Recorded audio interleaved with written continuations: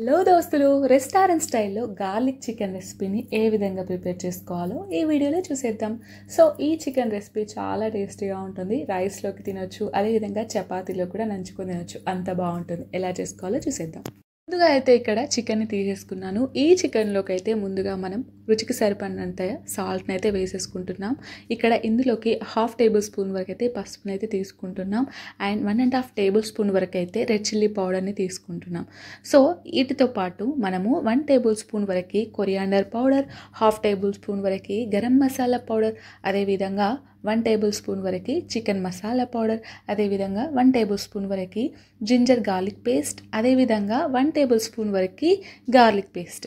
So and దీంట్లోకి అయితే ఒక 3 టేబుల్ స్పూన్ వరకు అయితే పెరుగుని వేసుకుంటున్నాను. అదేవిధంగా ఒక 5 గ్రీన్ చిల్లీస్ని చిన్న ముక్కలుగా కట్ చేసుకొని దీంట్లో యాడ్ చేసుకుంటున్నాను. అదేవిధంగా ఒక 3 టేబుల్ స్పూన్ వరకు అయితే ఆయిల్ని వేసుకొని చక్కగా మనము దీన్ని మొత్తం టోటల్గా కలిపేసుకొని దీన్ని ఒక అరగంట పాటు దీనిపైన మూత పెట్టేసి పక్కకు పెట్టేసుకొని మనం 1/2 అవర్ తర్వాత ఈ చికెన్ రెసిపీని ప్రిపేర్ చేసుకుంటే చాలా టేస్టీగా ఉంటుంది. సో ఇక్కడ మూత పెట్టేసి పక్కన పెట్టేసి స్టవ్ మీద ఒక వెడల్పాటి పాత్ర పెట్టేసి అందులోకి 5 టేబుల్ స్పూన్ వరకు అయితే ఆయిల్ని వేసేసి ఇందులో నేను ఇక్కడ 5 ఉల్లిపాయలను చిన్నగా ముక్కలుగా కట్ చేసుకొని ఈ ఆయిల్లో వేసేసాను. ఇక్కడ మంచి గోల్డెన్ కలర్ వచ్చేదాకా వేయించుకొని ఇందులో 1/2 టేబుల్ స్పూన్ వరకు మిరియాల పౌడర్, 1/2 టేబుల్ స్పూన్ వరకు మరొకసారి రెడ్ చిల్లీ పౌడర్ని దీంట్లో యాడ్ చేసుకోవాలి. అండ్ దీంట్లోకి అయితే కొంచెం ఒక 2 టేబుల్ స్పూన్ వరకు అయితే మనకి టమాటా కెచప్ని కూడా వేసి కలుపుకోవాలి. ఇక్కడ ఫ్లేమ్ని అయితే స్లో ఫ్లేమ్ని యూజ్ చేసుకోవాలి, లేకపోతే మాడిపోతుంది. అండ్ ఇప్పుడు మనం ఆల్రెడీ చికెన్ని మ్యారినేట్ చేసుకున్నాం కదా ఒక 1/2 అవర్ పాటు.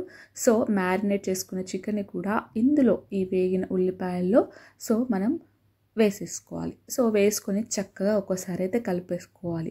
సో టోటల్గా కలిపేసుకున్న తర్వాత మనకి కెచప్, ఈ ఉల్లిపాయలు అండ్ మిరియాల పౌడర్ వేసాం కదా, సో ఇవన్నీ ఈ చికెన్కి బాగా పడతాయి అన్నమాట.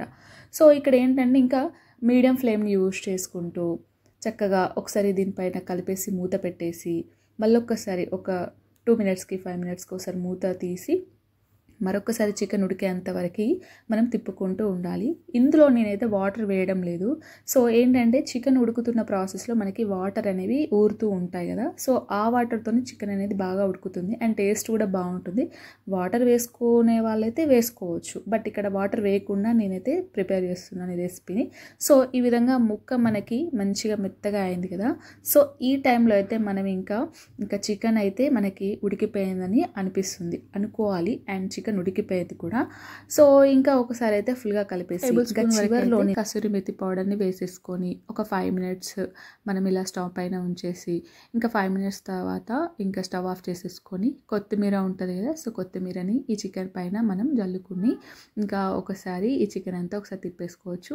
అండ్ ఇంకా ఈ చికెన్ రెసిపీ అయితే అయిపోయినట్టే. గార్లిక్ చికెన్ రెసిపీ చాలా టేస్టీగా ఉంది, చాలా బాగా వచ్చింది. అండ్ రైస్లోకి అయితే చాలా బాగా అనిపించింది. అదేవిధంగా చపాతీలో కూడా చాలా బాగుంటుంది. సో ఈ చికెన్ రెసిపీని, గార్లిక్ చికెన్ రెసిపీని అయితే మీరు కూడా ట్రై చేయండి తప్పకుండా. చాలా టేస్టీగా ఉంటుంది, అస్సలు మిస్ అవ్వద్దు గార్లిక్ చికెన్ రెసిపీ. సో మీకు కనుక ఈ రెసిపీ నచ్చితే కనుక ప్లీజ్ సబ్స్క్రైబ్ మస్తుగా ఉందిగా మన వంట channel. And thank you so much. Please share and like this channel.